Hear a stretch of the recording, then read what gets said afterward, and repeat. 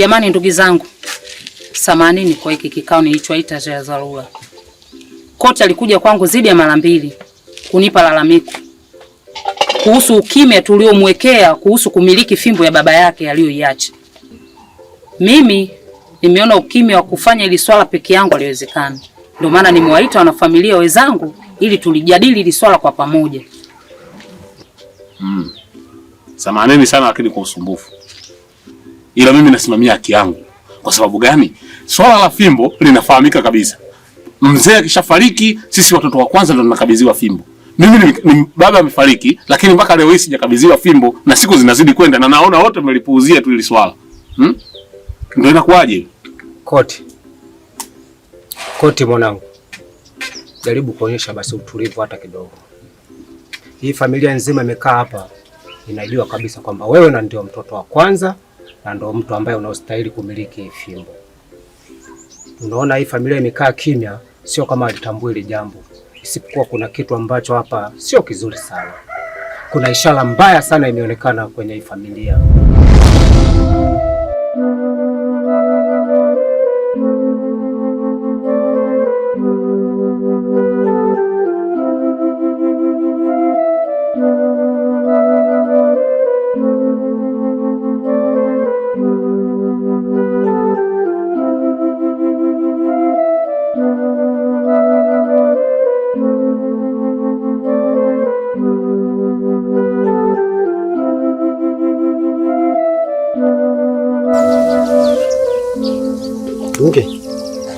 Mke.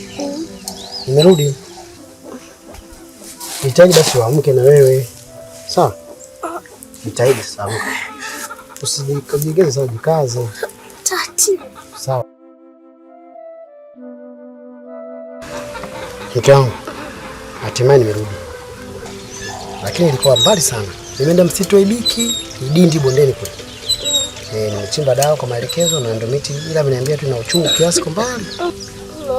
Umeanza uchungu, nimechoka mimi. Sawa, lakini sasa utaponaje mke wangu bila kunywa dawa?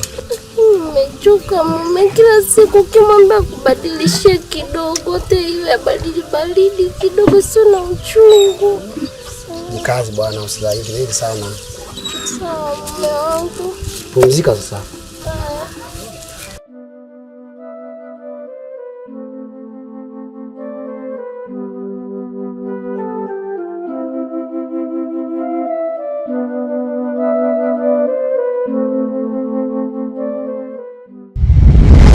Kuwa mtulivu kidogo. Utakapokaa sawa ile jambo, shangazi yako atatoa taarifa, tutakupeleka kwenye mizimu, utakabidhiwa fimbo yako. Wala hakuna shida. Baba mdogo, ni lini sasa utanipeleka? Ni lini? Kila siku mnipiga kalenda. Tu lini sasa hiyo siku itakuwa? Nyinyi kama mnataka kunitenga kwenye familia yenu niambieni. Sababu mimi ndo mkubwa. Au mkubwa nani mwingine hapa? Mwanangu, ushaambiwa. Kuna ishara ambayo ni mbaya, haistahili kwa sasa hivi hiyo fimbo uikate. Na kwa nini? Kaa tulia, ndio maana kikao hiki leo wifi kakiita hapa. Tupo kwenye mjadala. Sio, umeelewa? Na mkubwa. Kwa hiyo ishara mbaya inaonekana kwangu mimi tu, si ndio? Mbona kwingine kunyuma kote sijasikia masuala ya ishara mbaya? Acheni kunifanyia na mambo bwana. Nyosheni maelezo nipewe fimbo, mambo mengine yaendelee. Baba mdogo.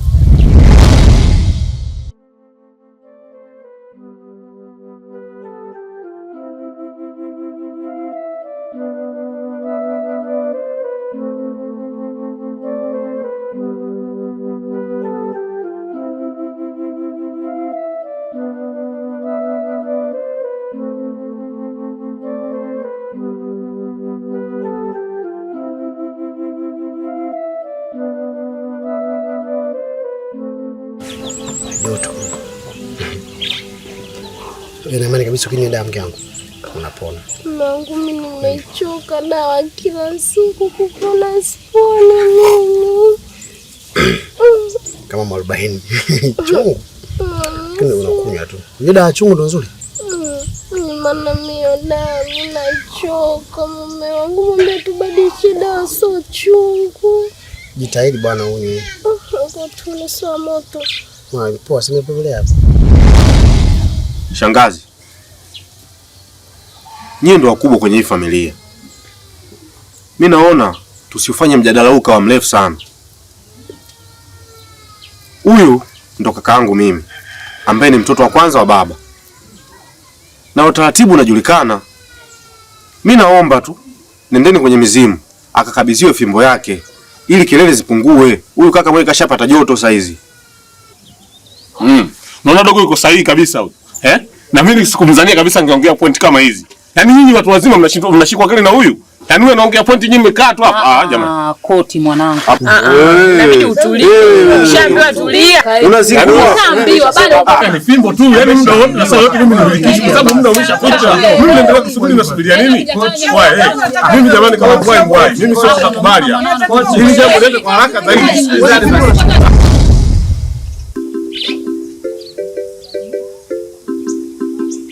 Maliza sasa. Malizia. Mambo ya uchungu. Sasa kidogo timbaki. Malizia basi, niambia leo ni kikombe cha roho. Wow. Mambo ya uchungu. Mimi nitapona kweli mimi? Mke wangu. Kazi utapona. Sawa? Sawa. Sawa mke wangu. Kazi Mungu atakusaidia utakasa.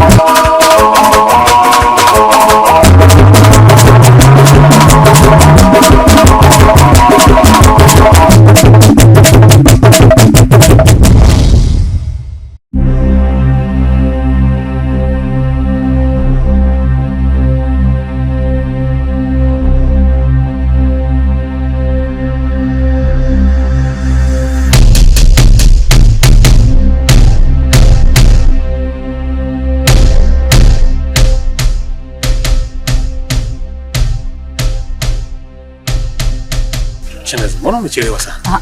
Mwanangu. Uwezi wewe ukanyanyuka muda ule ule na mimi nikatoka muda ule ule. Si unajua kikao cha familia hiki tuko pale wote. Lazima nizugezuge kidogo ili na mimi nitoke. Ni kweli. Lakini shangazi, umeonaje pale nilivyoongea? Pale mwanangu umeupiga mwingi. Nimependa. Na nakwambia na kuahidi ndani ya wiki moja jambo lako utakuwa umeshafanikisha. Fimbo lazima ukabidhiwe. Sasa sikiliza shangazi yangu. Mimi naamini wewe ndio utakayenisaidia kwenye hili. Sababu kwenye ukoo mzima nasi kama vile wamenitenga. Wewe ndio utakayesimama kidete na mimi. Kwa hiyo naomba tupambaniane ili swala likae sawa ili mradi niweze kuipata fimbo mimi. Usijali mwanangu. Ila usije ukanisahau. Kwenye hilo shangazi, wala usijali. Tuko pamoja kwa kila hali kabisa. Siwezi nikakukataa. Sawa mwanangu. Wala usijali. Ili meisha. Basi mimi nashukuru sana shangazi yako. Huwa tuko pamoja. Tuko pamoja mwanangu. Sawa.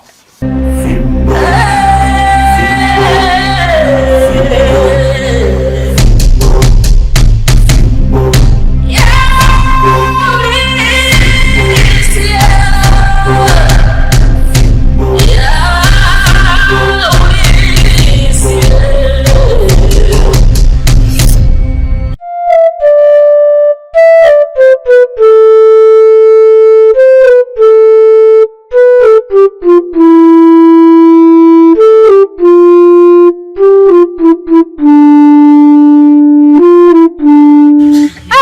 yangu, unaona kile kikao cha leo? Yaani kikao cha leo cha moto sijaiona. Yaani kumbe kaka ndio yuko vile? Yaani pale mimi sio ndio kinachoendelea. Wote wale tamaa za fimbo tu zimewajaa.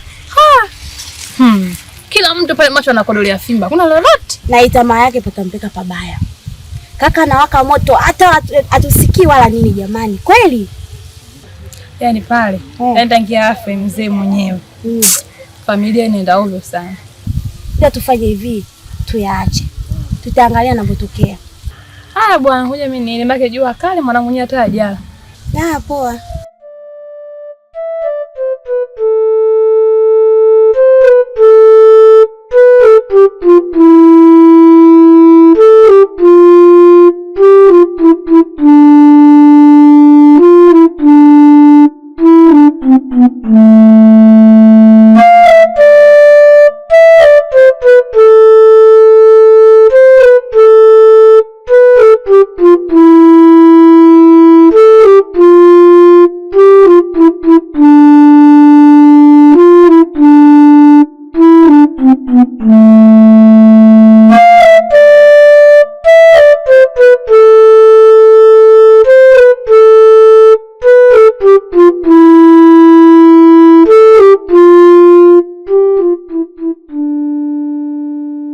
Niambie mwanangu, nakusikiliza.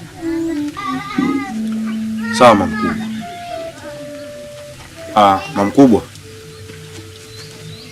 naomba nisamehe sana kwa nitakachokuuliza kama nitakuwa nimekukwaza. Unajua kuna vitu vinaendelea kwenye hii familia mama mkubwa. Mimi nataka kujua. Utaratibu unajulikana kwamba kaka inatakiwa alisi ile fimbo. Toka amefariki mzee, ni muda sasa umepita. Hatujawahi kukaa kulizungumzia ili swala mpaka yeye mwenyewe kaamua kwenda kwa shangazi.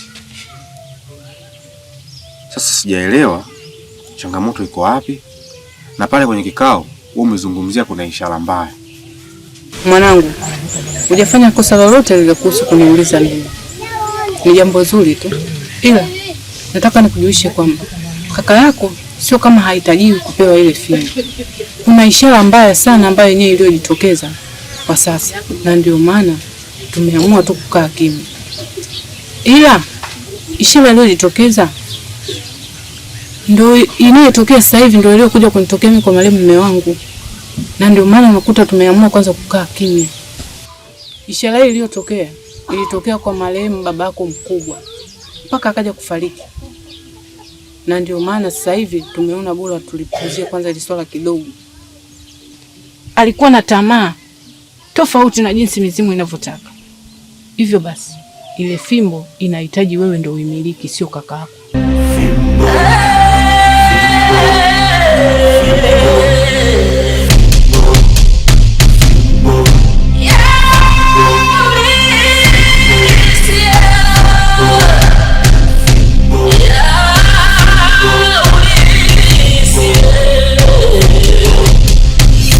Tumekuja kuitika wito mkuu. Kwanza niwapongeze, mmekuja kwa wakati. Hivi ndio viashiria vya ushindi. Nafikiri tunatambua muda mrefu sana tunaitafuta ile fimbo, na yule mmiliki alikuwa anatusumbua mno, lakini umefikia wakati kama tunaanza kupata unafuu. Yule mmiliki amefariki, na bahati nzuri tupo na huyu mwanafamilia hapa. Sasa tutengeneze mbinu za kuweza kuipata ile fimbo kwa haraka sana, na tusimwache peke yake. Msikia nini? Naweke pala. Tea mkuu, mumsapoti huyu. Tukimsapoti kila kitu kinakaa sawa, kwa sababu ile fimbo ina nguvu za kutosha sana. Sasa peke yake itatuchelewesha, ataweza lakini itatuchelewesha. Mama mkubwa, mimi ndo nimiliki fimbo? Ndio. Mbona kama sielewi? Kwa ina maana baba mkubwa alikuwa na tamaa? Ndio. fimbo ikamkataka akaipata baba. Ndiyo, ikampelekea babako kufa. Leo hii fimbo imenichagua tena mimi, sio kaka. Sio kakako. Lakini mkubwa, mimi na masuala ya mila, yani kuulisi wa hizo, mimi hapana, mimi siwezi. Hiyo fimbo kama inawezekana mkubwa, apewe kaka tu, mambo mengine yaende.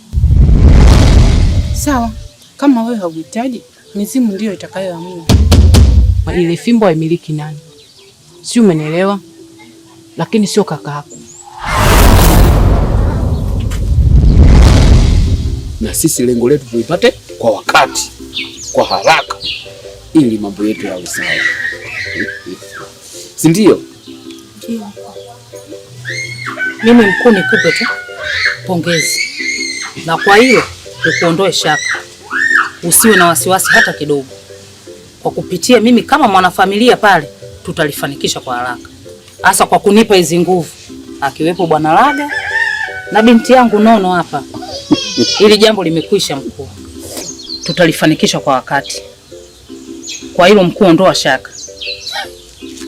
Sasa kuna jipya leo hapa kwa kina Shinoga Shako hapa. Leo wanazika kwenye makaburi yao pale. Umeona mambo yanavyokuwa mwemwele? Jambo jema.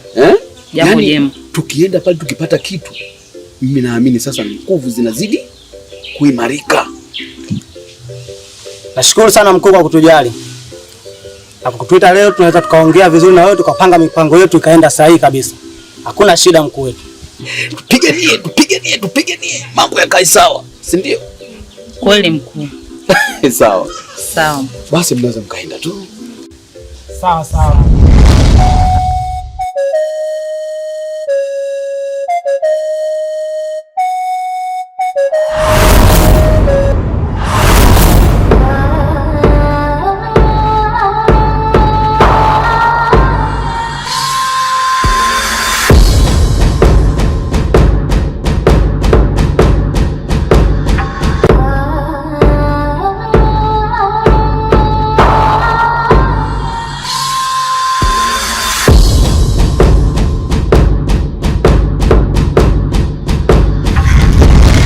Walecho,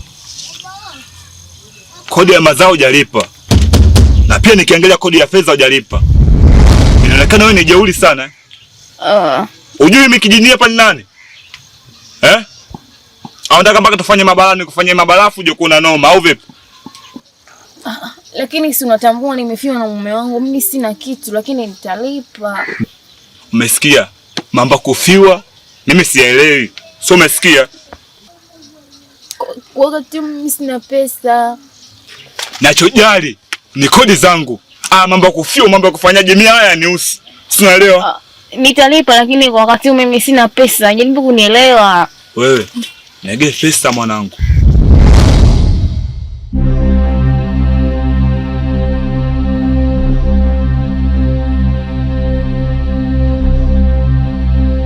Kaka Koti Mifumo, tumefika sasa ulikotaka, na hapa ndo kwenye mizimu. Sasa naona mambo yangu yameshaanza kutimia, kwa kuwa sasa hivi kila ninachokitaka kipo hapa.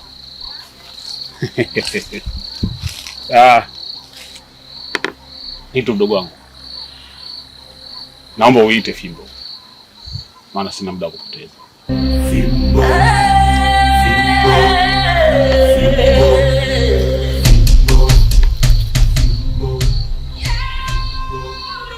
Hey mizimu,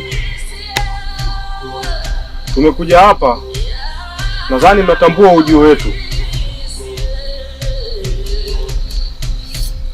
Nipo na mmiliki wa fimbo ya ulisi, na anahitaji fimbo hii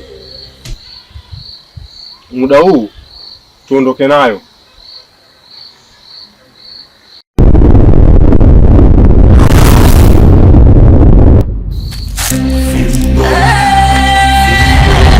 Ndakuchapa ngala shingo nigela. Mimi sina hela. Oa kama una hela nachukua chochote kile hapo nachikiona mbele yangu. Ufanye hivyo mimi nitakulipa pesa yako.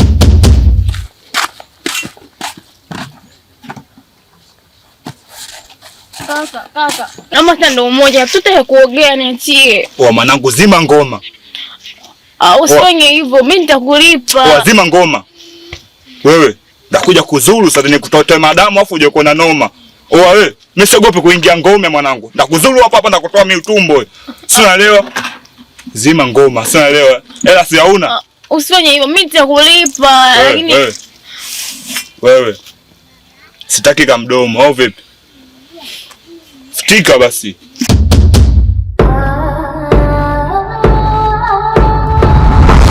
Ndio moja tu. Kaka. Ndio moja ndio kuogea.